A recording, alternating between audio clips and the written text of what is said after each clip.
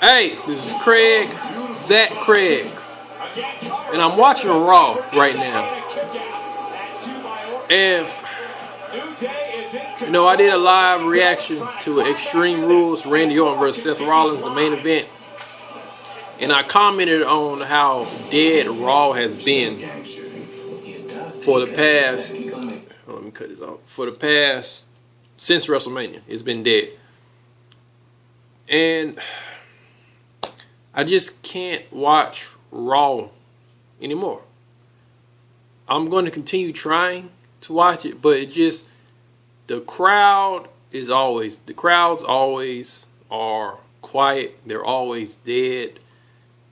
There's never that excitement anymore. There's never that edge of your seat thrill ride. Back in the day, man, Attitude Era with The Rock, Austin, Undertaker, Triple H, Mankind. There was so many stars and so many different ways you could go to get your excitement. It wasn't just one superstar. Like today, there's only, who is there today, really? Daniel Bryan is hurt, that's a sad story, man. Daniel Bryan was the guy, and now he's prone to injury, so his career, I hate to say it might be over long term wise, like in ring competition wise, it might be over. So there's no telling. And Roman Reigns, he's supposed to be the next John Cena. To me, it feel like it would be easier if they just took away PG. I feel like it would be so much easier for them to do things and to do different things, man. But I just don't know. Because right now, Randy Orton, Roman Reigns versus New Day. New Day is the tag team champions. I didn't even know New Day was a tag team champions. When did they win? Wasn't Cesaro and husband champions? I don't even know the dude's name. That's sad. And he has more talent than any of these guys wrestling right now. Jason, what's his name? Tyson Kidd. Like this, they have so much talent, and I don't blame it on the wrestlers. I don't blame it on any of the performers. I blame it all on the creative. They don't know what to do. I feel like either they're just burnt out, because I can understand that this job's probably night and day for them. Like, they wake up early and they go right to work. They gotta create these stories. They got Raw, they got SmackDown, they got pay-per-views coming. I guarantee they prepare WrestleMania every day. So I understand there's a lot on them, man. So it's just, I don't know, man. I love Raw. I've been watching Raw since. I've been watching Raw almost every Monday night since the first time I saw. Since the first time I got hooked, which was Austin versus Kane. I watched the promo of when Kane said, if he loses, I will set myself on fire. That promo, I watched that promo over and over and over again. I instantly got hooked. And from that point on, I watched WWE and WCW. And the Monday Night Wars. And I didn't know what I was watching at the time. I was young. I was just looking just to see something cool. And Goldberg was the first wrestler where I got attached to. I saw Goldberg and I was hooked. He was my first favorite wrestler at that time. And I remember he came to where I lived at the time, and I got a photo with him. I think it was at my parents' house. But yeah, Goldberg was the man for me back in the day, man. I loved Goldberg to death. And when Kevin Nash beat him with the tasers, he tased him in his neck, and he beat him. I don't remember watching WCW after that. I think I fell off after that. I think when Goldberg was defeated, that was like the end for me when it comes to WCW, and I turned to WWE, WWF at the time. And what got me hooked on WWF was Lita. And I think I said this in one of my videos before, if I'm not mistaken, but if I didn't, I apologize for getting all messed up. But yeah, I think Lita got me hooked. And when she used to wear a thong over her pants, her sweatpants, whatever she was wrestling in at the time, I was freaking hooked on her. And I watched WWF just to see her. Nothing else. I didn't care what else I saw. All I wanted to see was Lita. I remember her debut, man. I still watch her debut on YouTube every once in a while because she was the main reason why I turned to WWF. And when she got with the Hardy Boys was my favorite tag team. They are my favorite tag team of all time. It's sad what's happened to them now, but they are my favorite tag team. When I remember when Matt and Lita made out on Raw, they hooked me, and I don't. And it's funny, I don't remember any of the Austin McMahon storyline. I don't remember that. All I remember was the Hardy Boy moments, the Hardy Boys and Lita moments. That's all I remember. And eventually, as I got older, and then once I really started to pay attention to what was going on in the ring and the storylines and all that stuff, is when Kurt Angle came on the scene with Chris Benoit, Eddie Guerrero, Brock Lesnar in the Aggression era on SmackDown. And at that time, I didn't really care about Raw. It was all about SmackDown for me because that's where all my favorite wrestlers were. Kurt Angle, to this day, is my favorite wrestler of all time. And I heard that he was trying to come back, but negotiations fell off. Something happened with Triple. I heard, I read that Triple H didn't want him to come back or something. I've always heard that Kurt Angle had beef with Triple H and Shawn Michaels. I remember he called them the two blonde boys. I think he had beef with them then, and I guess maybe he still has it today. But yeah, Kurt Angle was my favorite wrestler of all time, still is, and I would have loved to see him come back.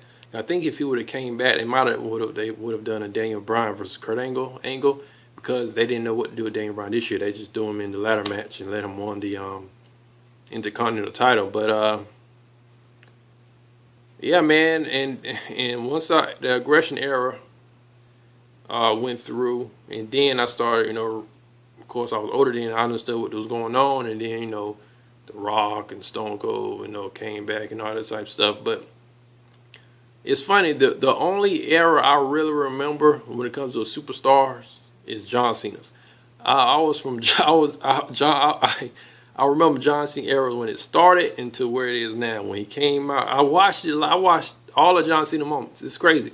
When he made his debut against Kurt Angle, ruthless aggression, and he slapped him all the way up to the SmackDown rule, the U.S. title, and to becoming champion, beating JBL, then going to Raw.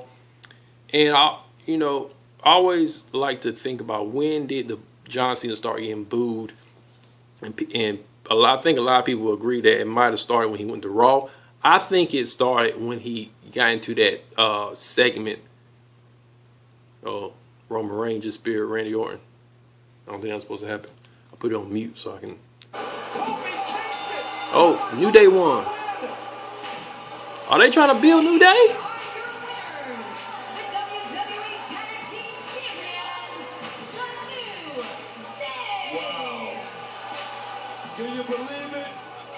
Oh yeah, because they got the triple threat at the next pay-per-view against Rollins, so it makes sense for them to turn on each other. But what I was saying, I forgot what I was saying. I forgot what I was talking about.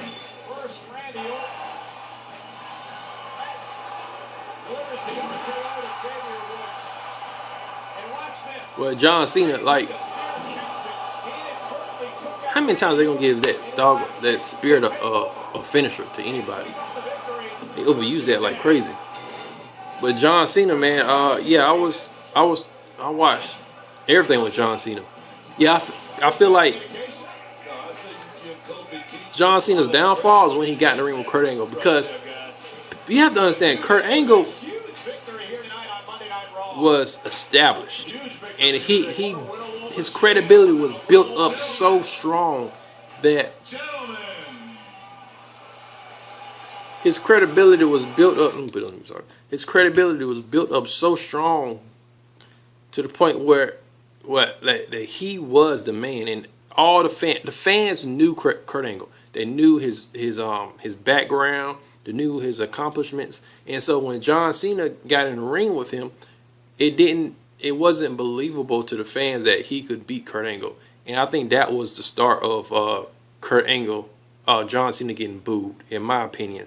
That's why I really feel like the boos really started to kick in, because nobody believed that John Cena could beat Kurt Angle.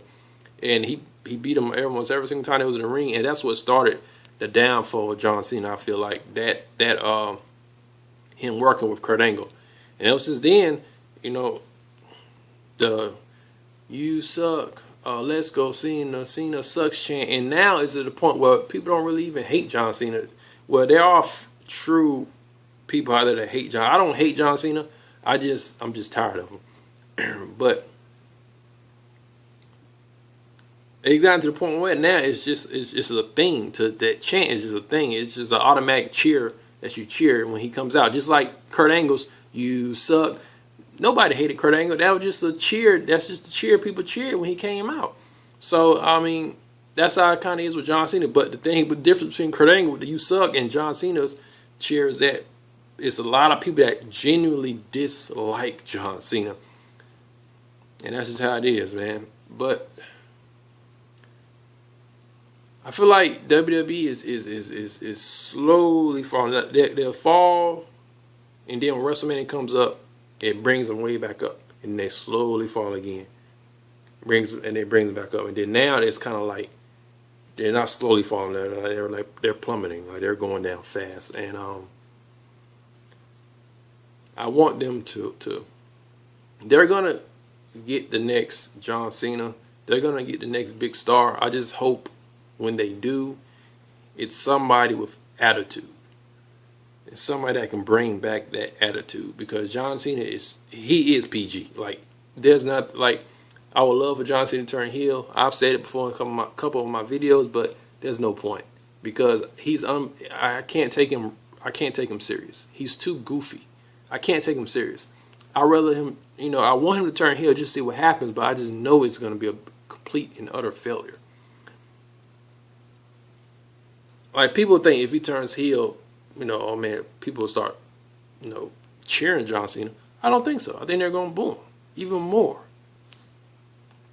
But I like Seth, the highlights now in the WWE, the good spot, the good highlights they got now going on. I mean, the good wrestlers. Seth Rollins, of course the Shield member, Seth Rollins. Dean Ambrose is kind of stagnant right now. I don't think they know what to do with him. They need to, first of all, they need to get rid of this freaking generic music they got these guys going out on. I hate it. Like, let me get some real music that can make them stand out, not this generic crap.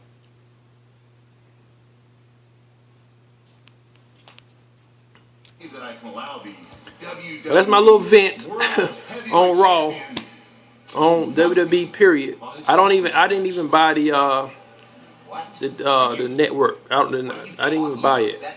To buy it yet. The WWE network, I didn't even buy it yet. I don't know why I was taking this on. I haven't bought it yet. I feel like I'm just gonna be disappointed, and I'm just. Versus Dean Ambrose. Seth Rollins versus Dean Ambrose, that's always gold. I love when they go with it. They got a lot of chemistry in the ring. Security is banned from ringside. What are you talking about? What? They won't even. This is Craig. That's my little rant about my little vent about on Raw. Apologize if I was long-winded. Comment, share, subscribe if you like it. Press the like button. If you dislike it, press the like button.